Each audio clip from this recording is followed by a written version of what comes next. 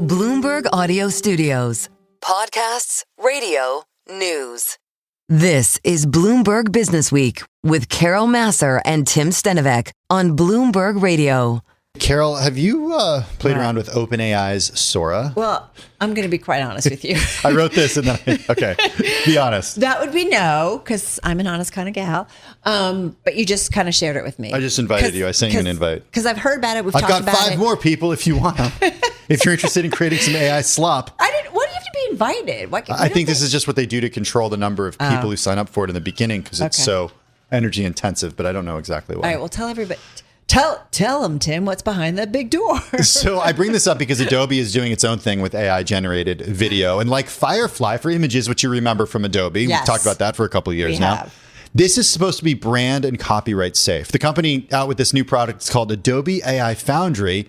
And it's essentially a model that lets companies build their own Gen AI models that are trained on their own material. Hannah Elsakr is Vice President of Gen AI New Business Ventures at Adobe. She joins us from Queens. Hannah, did I get that right? You got that right. Okay. I'm in Queens for sure, and I'm with Adobe as well. So is that, but that makes sense, right? Like the way that you guys think about this is you can use prompts to create copyright safe videos that companies, enterprises can use in marketing and in press materials, correct? Yeah, so AI has been quite the whirlwind these last couple of years. And Adobe AI Foundry really allows Fortune 2000 enterprises to deeply tune responsibly trained AI models rooted in their own brand and IP. So we care a lot about IP protection, on brand creation, as you mentioned, across image, video, 3D, vector, audio, all those things. So what's the use case that you envision for these companies? I think a lot of people are having trouble understanding this new world. So you got to break it down for us in a way that's like, okay, you're telling your friend about it who doesn't even know what you do at Adobe. Of course. And, part of it is that we are in an attention economy. And so the amount of media that we all consume now, whether it's audio, radio, video, shorts, is very high. And the key is being able to represent the brand, represent the franchise in a way that's responsible and on brand. That just takes a lot of effort and a lot of time. And so the idea of Adobe AI Foundry is that once we responsibly train these brands where you protect your own IP, they can be used in the Adobe products that marketers, creatives are using, like Gen Studio, like Photoshop, Firefly boards, Premiere Pro. These are all part of the workflow in a creative and marketing company. So it gives you trust, gives you precision and creativity. So let's say a company uses the product that you're offering. It's brand safe. They trained it on their own data. They trained it on their own materials. They put it out in the world. Then that becomes part of the ecosystem that maybe some other model is trained on. And it's kind of on the loose now. Is that possible? I don't think that's the use. That's a great question. I don't think that's exactly the use case we're envisioning. No, it's not I'm not saying it's the use case. I'm saying it's a consequence of content being out in the wild. Whether we like it or not, what we do is training AI models. Yeah, the way we think about it is these are enterprise grade and IP protected. And so they're for the use of global leaders like the Home Depot, Disney. They're co-developing this with us for their own use. This is not about putting these models out in the wild per se.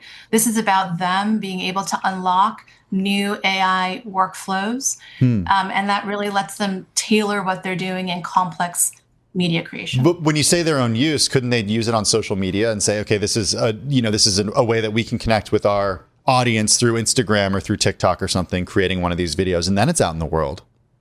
Yeah, I'll give you an example of one that Paramount Plus did last year. Great. They put, the If campaign out there. That's a way to let fandom drive part of the brand, but they're using a responsible model behind it. Same thing with Gatorade. Gatorade has put out an AI-powered Firefly bottle on their website.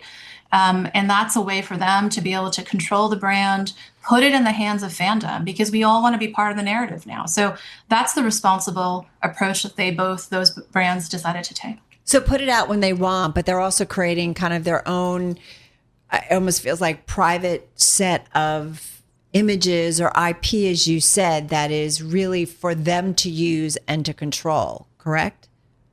Yes. I mean, again, lots of these companies have large IP that they have built over time. They're beloved franchises that we know or brands that we know, and they wanted to be in the driver's seat. So they actually came to us and said, on this AI journey, we trust Adobe. Adobe has been with us in marketing, has been with us in creative. We feel you have a good AI approach to this, and you're the one that we want to partner with. So whether it's in our products like Gen Studio for performance marketing or Photoshop, like I said, we are part of the trusted workflow that they're using, and that's why they came to us. All right. So then let's talk about your business and what this does to drive usage above and beyond what enterprises are already doing with you.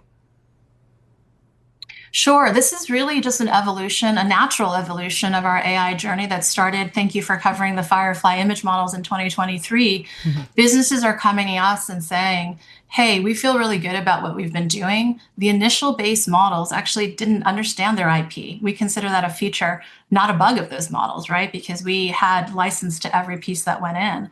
And so as they've moved up the customization spectrum, they are now asking for world building. And that is what Foundry as an AI solution or Adobe AI Foundry offers them. And so we're really pleased to have trust from the biggest Fortune 2000 brands out there. Hey, one of the things that we wonder is once the model is trained by one of your customers or clients, do they need to keep paying to use it? Or is this a one-time consulting type charge or ongoing subscription revenue for you? Yeah, so there's always innovation. I think you see new model releases are coming out all the time. And so this is an ongoing relationship. Actually, they've asked us to be more like partners with them on this long-term journey. So there's evolutions of this, both from image, maybe you're moving into video, maybe you're moving into 3D. And of course, as new architectures and models come out, we'll continue that journey with them. We only have about a minute left, but I got to be honest, Carol and I are a little freaked out by this technology and the implications of it. A lot. And just how good it's going to get. Convince us that we shouldn't be freaked out. I don't think you should be freaked out because at the essence of what we believe is human creativity. And so tools like Photoshop, I'll just give you a quick story. When Photoshop launched in the 90s, that was also kind of a transformative thing, and it was not well embraced. Now it's a verb to us.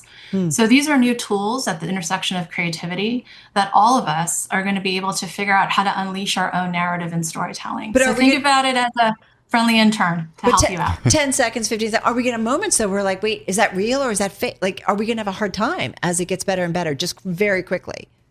Yeah, so we have content authenticity, which is part of our provenance. Every single piece of data, every single piece of creative is stamped indelibly with a forensic watermark. So I don't think you'll be wondering from Adobe. So we'll have real Tim, real Carol, for now. Fake Carol, fake Tim. For now. Hannah, really cool stuff, interesting. Hannah Elsakr, she's Vice President of GenAI New Business Ventures at Adobe.